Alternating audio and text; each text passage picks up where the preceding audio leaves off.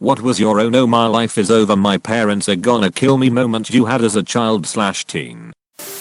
I think I was 4 or 5. There was a rock quarry/gravel pit about a mile from my home that my parents didn't want me going to because a bunch of unseemly youths hung out there. So of course this is where my flying experiment took place. I tied 4 kites to my bike and thought if I rode fast enough and then took my bike off the steepest bank of the quarry, the kites would lift me off and I'd glide to the bottom.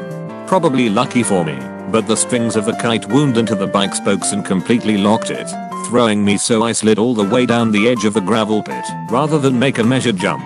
Scraped up to my elbows, and from my knees down, all I could think on that painful walk home dragging my busted bike full of kites was how my mom was going to kill me. Suffice to say, when your 5-year-old walks in looking like the finale of Carrie, you don't immediately jump to punishment. Edit and girl.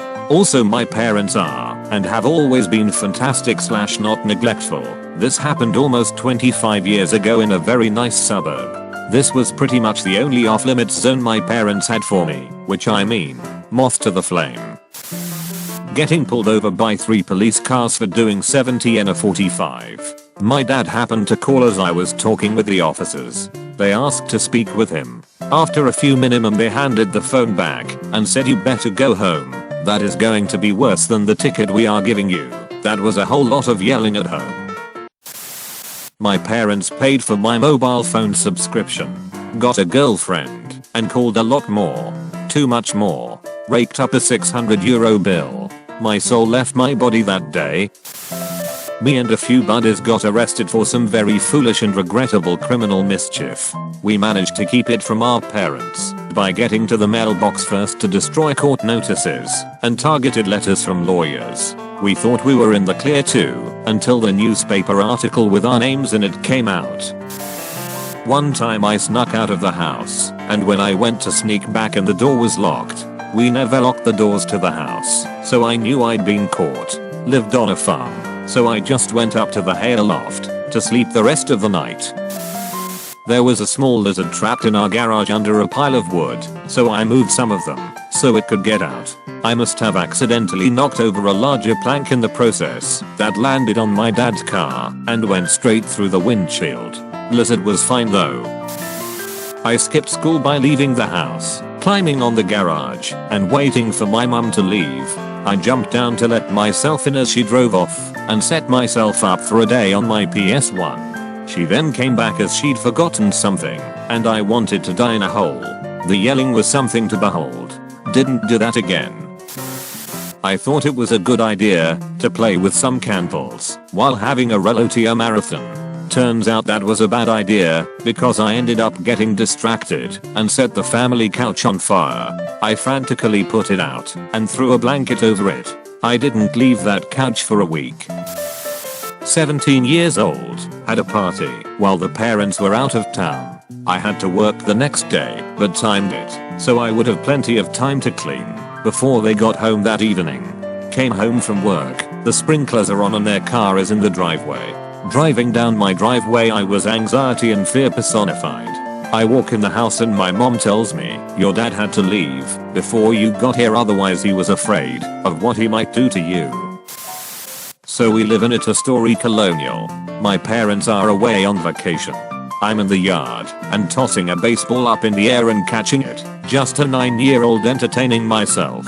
I think to myself, hey, let's loft it onto the first split level roof and then it'll roll off and I'll catch it. Second toss, crash, shatter sister's window. Grandma was babysitting. Grandma reported I was smoked. I was 10 years old, only pretending to drive a car with my friend in the back seat. I knew not to touch the ignition or the gearbox, so the car is parked on an incline. I lowered the handbrake and the car starts to roll backwards, moving steadily and with increasing momentum towards a concrete wall. Thankfully I knew which one the brake was, so I pressed down on it with all my might and told my friend to get out of the car and call my dad. All the while pressing down on that brake, I thought, yep, today I either die or my dad kills me. I live to tell the tale. Parents were away for the weekend. I took my dad's keys and took it for a small drive. I was never allowed to drive unsupervised, didn't have a license or anything. Was a thrill. I came back, parked, left the keys in the same drawer he left them in. Monday arrives, I come back from school and my dad asks me to come look at the car, with a death glare. I had forgot to pull the seat back, after adjusting them for my 14-year-old legs. When I was about 8 my sister, 10, and I used to play around the neighborhood with other kids, but we had to be home by 8 PM, or when the street lights came on, whichever came first. We had a watch on, and every evening my mum would make sure that we had one with us, and it was working. One evening we were 20 minutes late, and it was the second time that week. If we were late twice in a week we weren't allowed to go out the rest of the week. My sister and I were talking by the back garden gate making up excuses why we were late, and making sure we were both on the same page in case she questioned us. We opened the gate to go inside, and my mum was standing on the other side of the gate, arms folded. That was a life flashed before my eyes moment. I was sitting in my back garden with my best friend, and we'd recently acquired an air rifle. So obviously we started shooting it at things in an increasingly destructive manner, because we were 11. We shook up, and banged out a can of Coke, and then laughed as it went nuts spraying its contents everywhere. Then we got a can of deodorant, and it was even more ridiculous, because it basically went bang, but in a relatively harmless way. Then we got a can of shoe polish. Turns out shoe polish is a little bit flammable, a little bit more flammable than you might expect. The explosion set fire to my stepdad's shed.